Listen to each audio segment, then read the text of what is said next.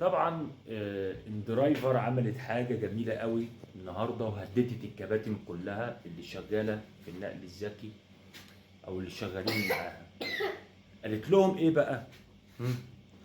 قالت للكباتن كده هوت وش اللي يا جماعه اندرايفر بتحذر كل الكباتن اللي ما بتدفعش الرسوم بتاعه الالغاء حتى لو العميل هو اللي لغى.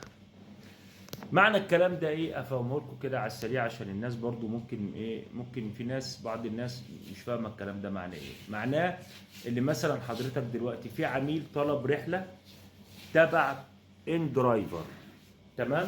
جه الكابتن خلاص خد الرحله والمفروض اللي هو يروح للعميل. اول ما يروح للعميل، العميل ليه الحق اللي هو يلغي في اي وقت.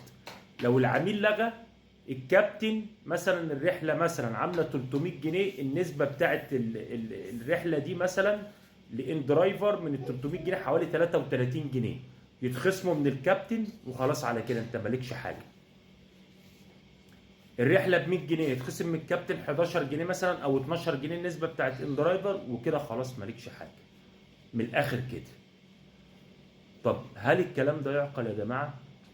بس بصوا انا هقول لكم حاجه جميله جدا تستاهلوا. ان درايفر استمروا، الكباتن دي تستاهل كل خير بجد. شابوه رجاله. اصل الكباتن في مصر او يعني العماله في مصر عامه بيحبوا كده، يحبوا اللي يمسكهم من هنا ويخنقهم. تحياتي يا ان درايفر.